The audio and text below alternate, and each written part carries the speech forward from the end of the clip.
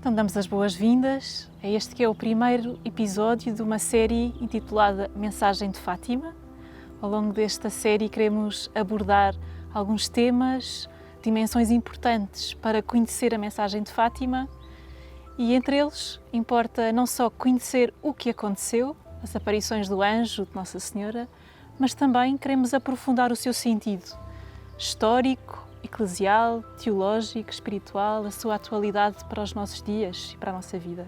No centenário das aparições de Nossa Senhora de Fátima, disseram os nossos bispos portugueses numa carta pastoral escrita naquele ano: a mensagem é essencialmente um dom inefável de graça e misericórdia, esperança e paz, que nos chama ao acolhimento e ao compromisso.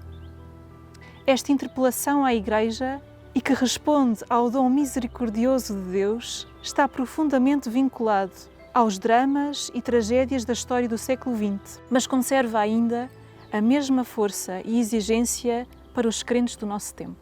E por isso, temos a responsabilidade de aprofundar o significado deste acontecimento, de destacar a sua atualidade para a nossa vida e de explicar as suas potencialidades para retirar lições para a nossa conversão pastoral e missionária. O acontecimento de Fátima inicia-se com o ciclo das aparições angélicas em 1916. Em 1917 temos o ciclo das aparições marianas e só se conclui em 1925 e 29, já em Pontevedra e Tui, com o ciclo Cordi Mariano, durante o qual Nossa Senhora irá pedir à Lúcia então a devoção dos 5 primeiros sábados. Aqui mesmo, onde estamos, na Loca do Cabeço, aconteceu a primeira e a terceira das aparições do anjo.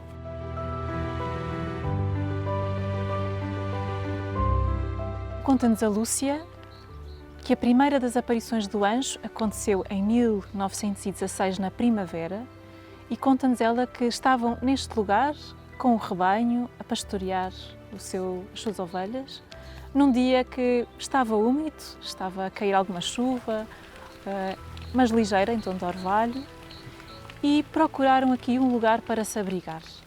E foi quando, já passado a chuva, sentem que neste lugar as folhas são mexidas pelo vento, e eis quando veem uma figura muito bela, transparente, semelhante a um jovem de 14 ou 15 anos, que os surpreende com a sua presença.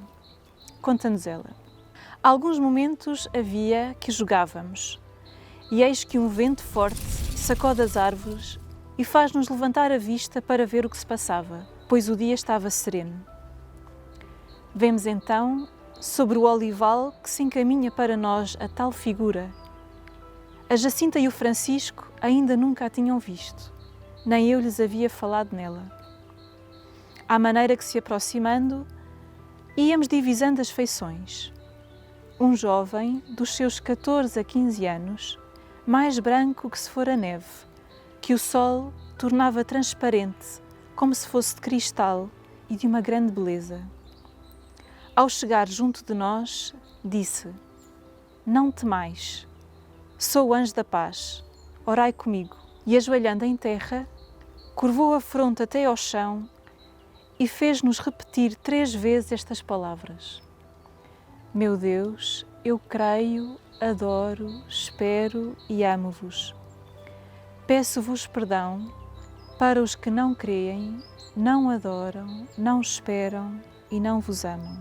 Depois, erguendo-se, disse: orai assim: os corações de Jesus e de Maria estão atentos à voz das vossas súplicas. Então conta-nos ainda a Lúcia que o anjo retirou-se de junto deles e deixou-os envolvidos numa atmosfera sobrenatural de grande intensidade. Ficaram ainda durante muito tempo a repetir a oração do anjo que tinham aprendido de cor, isto é, que se tinha gravado no seu coração. No entanto, entre os 3, Francisco não tinha ouvido nada do anjo, apenas repetira o que ouvira a irmã Jacinta e à prima Lúcia rezarem. Nunca falaram deste assunto entre os 3. Não foi preciso mandar guardar segredo, porque o silêncio por si se impunha. E o que é que podemos aprender desta primeira aparição do anjo? Que sentido poderá ter para nós?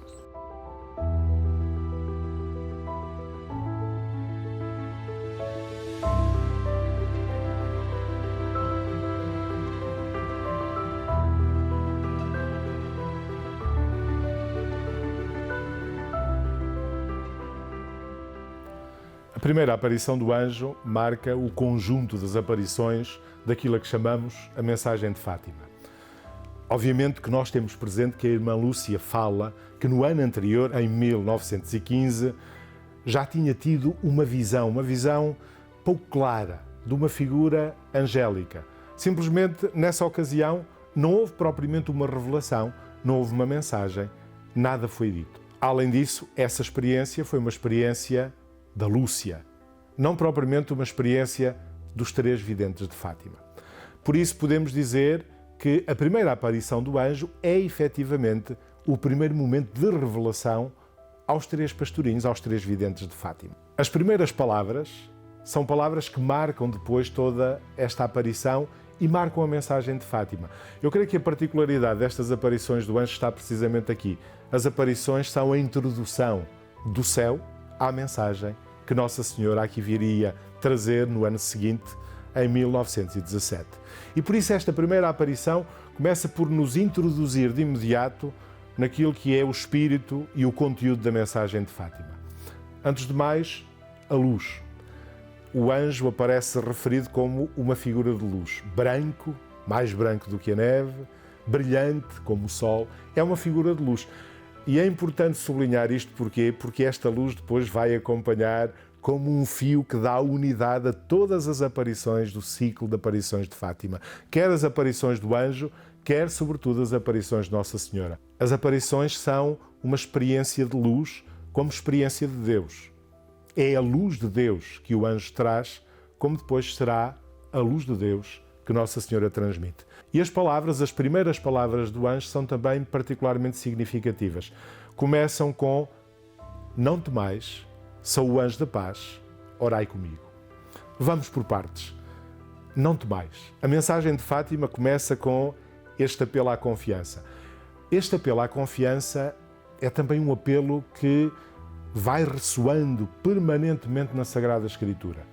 Os exegetas dizem-nos que o apelo não temais, não tenhais medo, aparece cerca de 365 vezes na Sagrada Escritura, isto é praticamente uma vez por cada dia do ano que Deus nos vai dizendo: não temais, não tenhais medo, não temas, vence o temor. Porquê?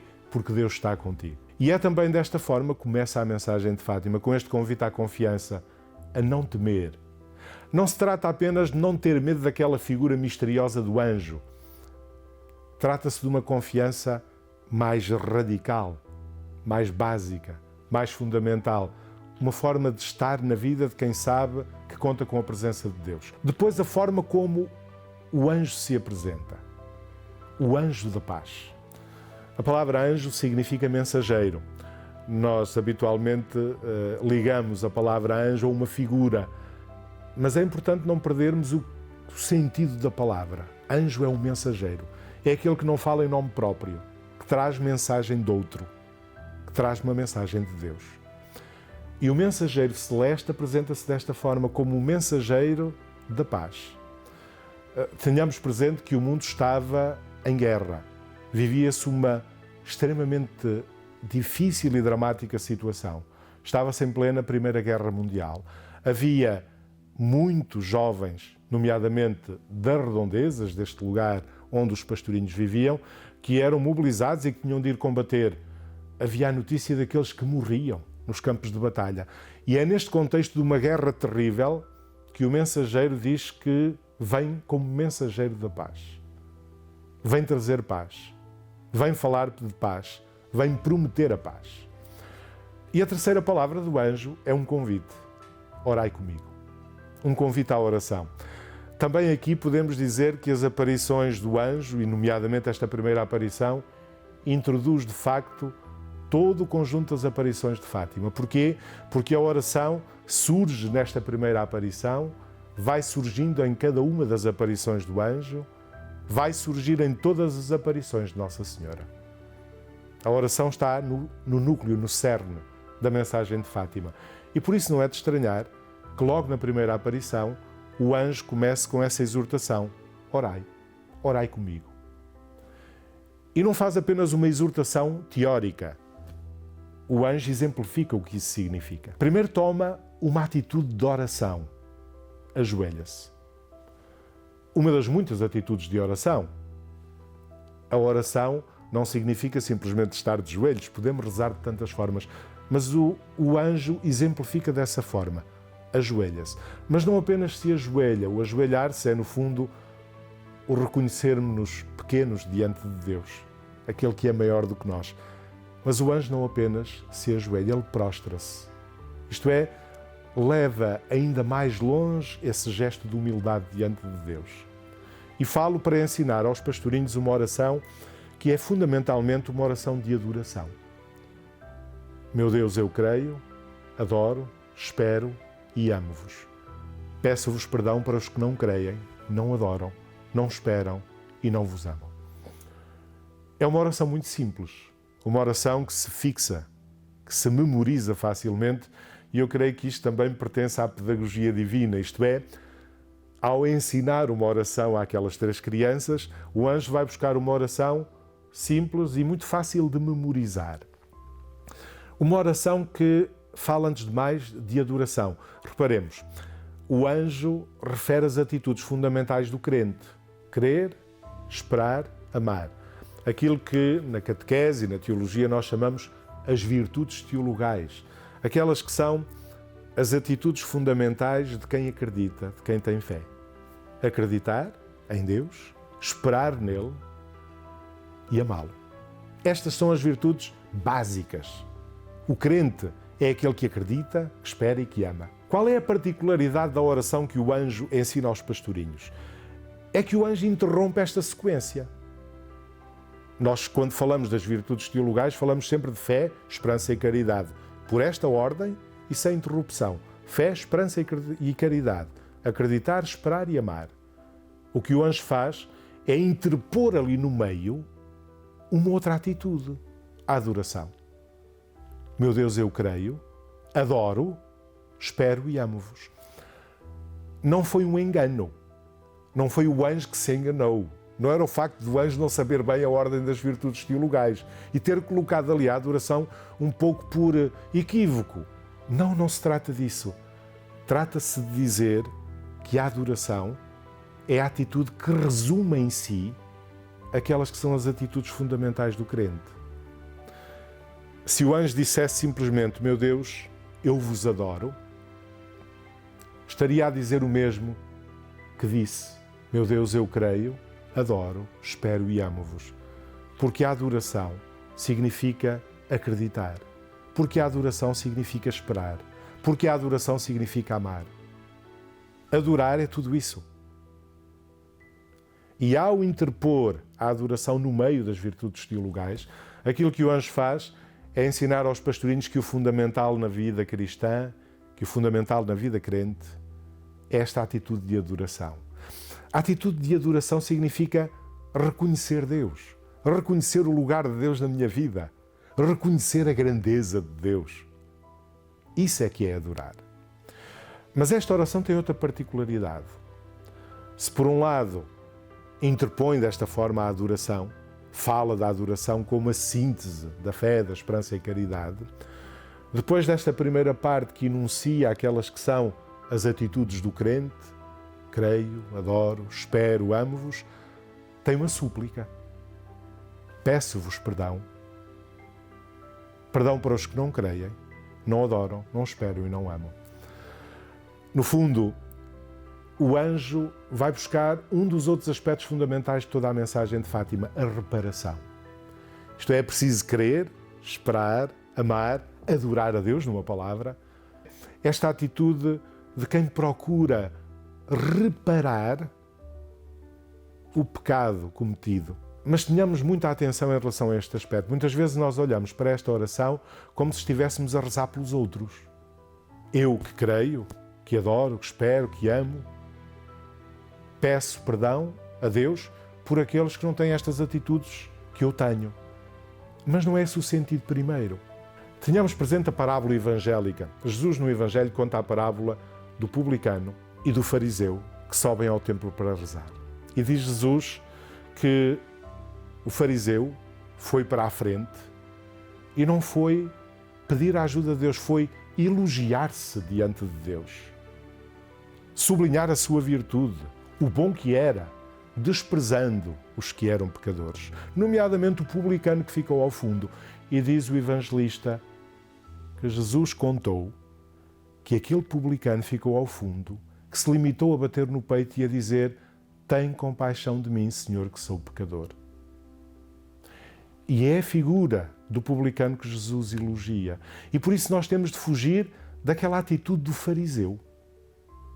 E a oração do anjo não nos conduz à atitude do fariseu. Diz-nos que quando eu rezo, peço-vos perdão para os que não creem, não adoram, não esperem, não vos amam, eu estou a rezar antes de mais por mim, que às vezes não creio o suficiente, não tenho uma esperança forte em Deus, não amo a Deus como devia amar. Numa palavra, não sei adorar no meu dia-a-dia. Rezo pelos outros, sem dúvida, mas rezo também por mim, reconhecendo humildemente que eu sou também este pecador, por quem é preciso rezar, por quem é preciso pedir a Deus o perdão. E esta é a oração que o anjo ensina aos pastorinhos nesta primeira aparição. Uma oração que eles depois vão repetir, vezes sem conta. Aliás, a irmã Lúcia, nas suas memórias, diz que depois desta aparição, a experiência de Deus foi tão forte, tocou-os tão profundamente, que eles se prostravam em oração, perdendo até a noção do tempo, repetindo a oração do anjo. Esta foi uma oração que os marcou. Não tanto pela oração em si, mas pela experiência de adoração e de presença de Deus, que eles depois vão repetir tantas vezes ao longo das suas vidas, ao longo dos seus dias. Mas há um último aspecto que eu gostaria de referir em relação àquilo que o anjo diz, que é, depois de lhes ensinar uma oração, o anjo convida-os a repeti-la, orai assim, e diz-lhes que o coração de Jesus e o coração de Maria estão atentos a eles, estão atentos às suas súplicas. E também aqui nós temos a abertura, a grande abertura para aquilo que serão as aparições de Fátima. Em todas as aparições do anjo aparecerá sempre referido o coração de Maria, o coração de Jesus e o coração de Maria. Conjuntamente, em cada uma das 3 aparições do anjo, há sempre uma expressa e explícita referência ao coração de Jesus e ao coração de Maria. E esta união dos corações de Jesus e Maria aparecerá depois, ao longo das aparições. E esse é outro dos aspectos de Fátima, que nos fala do coração imaculado de Maria, sem dúvida, mas apontando sempre para Jesus. Aliás, se há algo que acontece em Fátima, é este contínuo apontar de Maria para o seu filho Jesus e para o coração de Jesus. A mensagem do anjo sintetiza desta forma um pouco aquilo que vão ser as aparições, quer as restantes aparições do anjo, quer as aparições de Nossa Senhora em Fátima. E por isso, na sua simplicidade, esta aparição tem tanto para nos dizer. Se calhar muito mais do que numa primeira vista poderíamos pensar.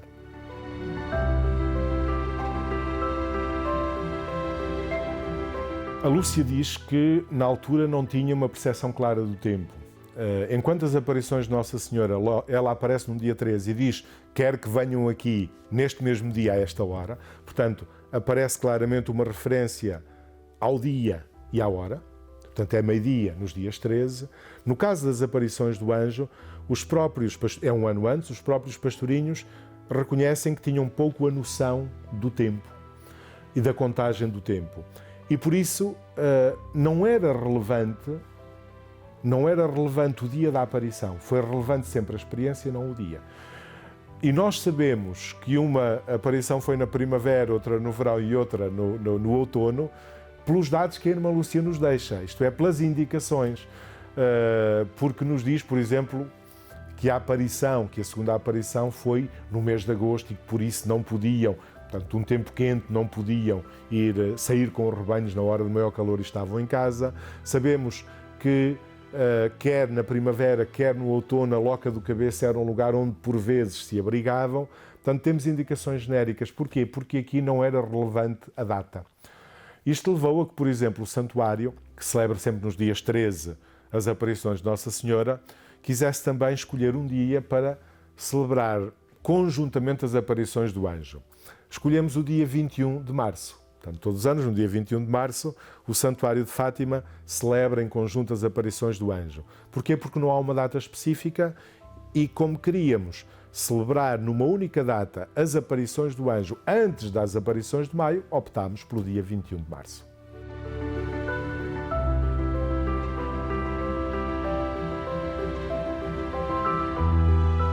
Esta e as restantes aparições do anjo em 1916 ficaram no segredo dos três pastorinhos. Eles puseram diligentemente em prática aquilo que o anjo lhes pediu. Muitos anos mais tarde é que Lúcia irá falar destes acontecimentos. O anjo iniciou os três no itinerário pedagógico e preparatório para as aparições de Nossa Senhora que haviam de acontecer no ano seguinte.